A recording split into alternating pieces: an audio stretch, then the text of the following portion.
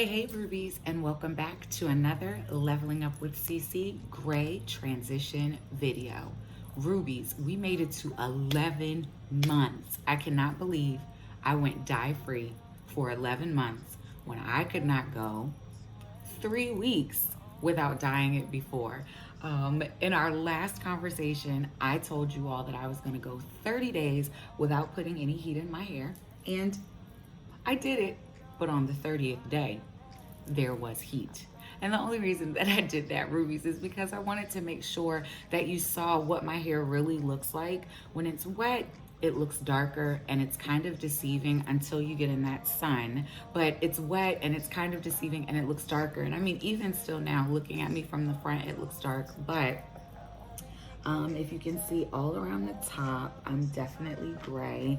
And the majority of my gray hair is, in these little edge pockets here. So as you can see, I'm about 50% of the front of me, maybe 40. Yeah, that's a lot of transition. My sideburns are basically gone. They're gray. But yeah, this is where I am 11 months in. I'll tell you that the 30 days of no heat in my hair was very difficult for me, but it worked. It worked. And I hate to say it, but it worked. Let me just tell you a bit of what I did. During that 30 days, I started out with a rice water protein treatment. I actually put it in a container and I let it ferment for 3 days. One thing I'll tell you, if you do this rice water, do not put it in a plastic Tupperware container. That's what I did. I put it like in a plastic bowl and put it in my cabinet. And when I got to the cabinet, the lid had kind of come off because of the gas from the process. And it was water in my cabinet, which was like, you don't want to deal with that drama, right? So try to get a mason jar or an old spaghetti jar or something that has a lid that you can actually turn and seal to keep all of that good juice and that good rice water inside the container. So I let mine ferment for 3 days and I definitely saw that foam build around the top. And let me tell you, Ruby, when I opened up that container, the smell that came out was atrocious. Ruby, I don't know. It was really, really bad. It stunk really bad. And I had to go on with it because I made it. I didn't want to waste it. So I did it. So I'm spraying it in. The room smelled like it. It kind of smells like vomit.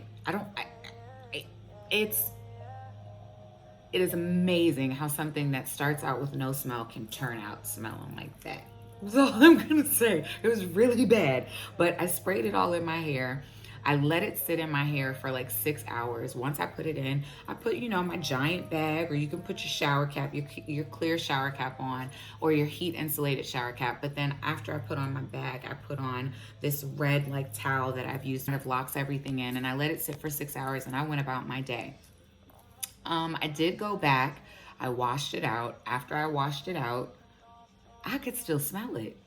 I deep conditioned it, but I could still smell that rice water in my hair. It was terrible. I don't know if it was stuck in my nose, if it was still in my hair. I'm not sure. So the next morning I ended up getting up and washing it again. And I put it in those twists and let it stay like that.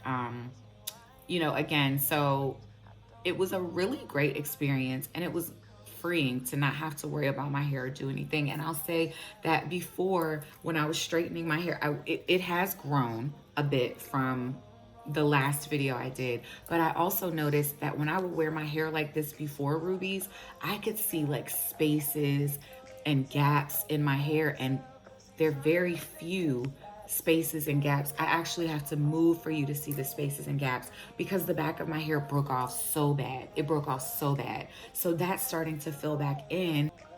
We'll see. It's a process.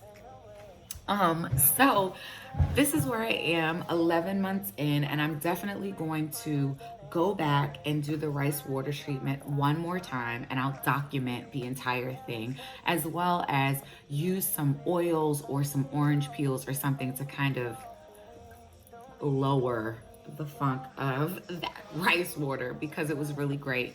So I plan this 30 days to do a rice water treatment.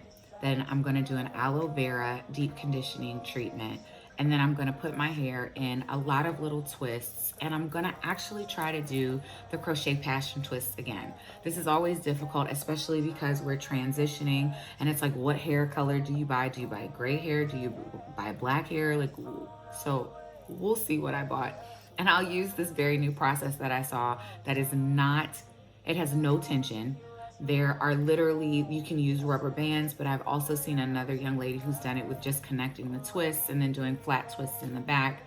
So I will keep you posted on how that 30 days goes, and then we will be celebrating my 1 year dye-free anniversary. So I'm looking forward to celebrating that with you guys. I'm looking forward to being 1 year into this transition. I hope that you all are doing well. I hope that your great transition is progressing. It may not be what you want it to be right now, but it will get there. Be patient. Just don't dye your hair, Rubies. You can do it. I'm 11 months in and I'm not looking back. I do not miss the days of dyeing my hair every 3 weeks or dyeing it and then still having gray hair left. So be strong. You can do this. Embrace your beauty. And remember, do something kind today. I'm so happy to share my 11 months with you. Looking forward to many, many more. And I'll be back with another great transition video very soon. Thanks. Bye.